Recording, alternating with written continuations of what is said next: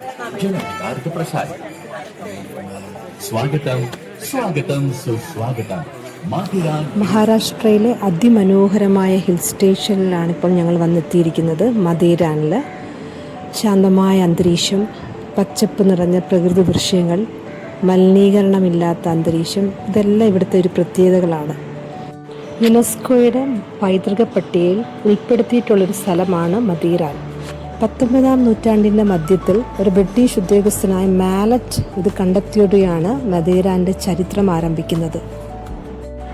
കാൽനടയായോ അല്ലെങ്കിൽ കുതിരപ്പുറത്തോ ഈ റിക്ഷോ വഴിയോ ടോയ് ട്രെയിൻ വഴിയോ നമുക്ക് യാത്ര ചെയ്യാം.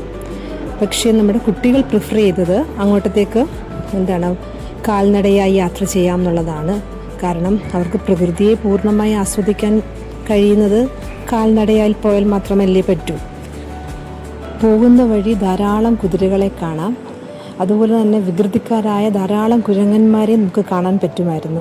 ശരിക്കും പറഞ്ഞാൽ ഞങ്ങൾ കുറച്ച് ടെൻഷനിലായിരുന്നു. കാരണം കുട്ടികളുടെ ബാഗ് തുറക്കുമ്പോൾ തന്നെ കുരങ്ങന്മാർ ഓടി വന്ന് അവരുടെ ഫുഡ് ഐറ്റംസും ഒക്കെ എടുത്തുകൊണ്ട് പോകുന്നത് കൊണ്ട് തന്നെ നമുക്ക് ഭയങ്കര ടെൻഷനായിരുന്നു. കാരണം നമ്മൾ പോകുന്ന വഴിയിൽ തന്നെ ധാരാളം ആൾക്കാരുടെ കയ്യിൽ നിന്നും ബാഗ് എടുത്തുകൊണ്ട് പോകുന്നതും ഫുഡ് തട്ടിയെടുത്തുകൊണ്ട് പോകുന്നതും ഒക്കെ നമ്മൾ കാണുന്നുണ്ടായിരുന്നു.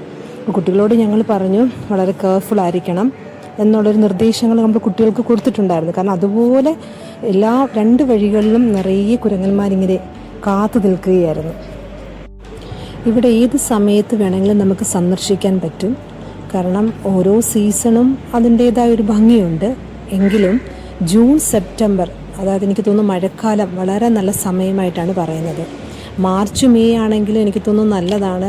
കാരണം ചൂടിൽ നിന്ന് നമുക്ക് രക്ഷപ്പെടാൻ പറ്റും. അതുപോലെ തന്നെ കുറഞ്ഞതൊരു 3 ദിവസമെങ്കിലും വേണം ഇവിടെ സ്റ്റേ ചെയ്യാനായിട്ട്.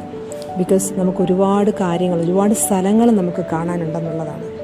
ഇപ്പോൾ ഞങ്ങൾ സ്റ്റേ ചെയ്യാൻ ഉദ്ദേശിക്കുന്ന ഞങ്ങളുടെ റിസോർട്ടിലേക്കാണ് ഞങ്ങളുടെ യാത്ര. അവിടെ നിന്നാണ് ഇനി അടുത്ത വ്യൂ പോയിൻറ്റ്.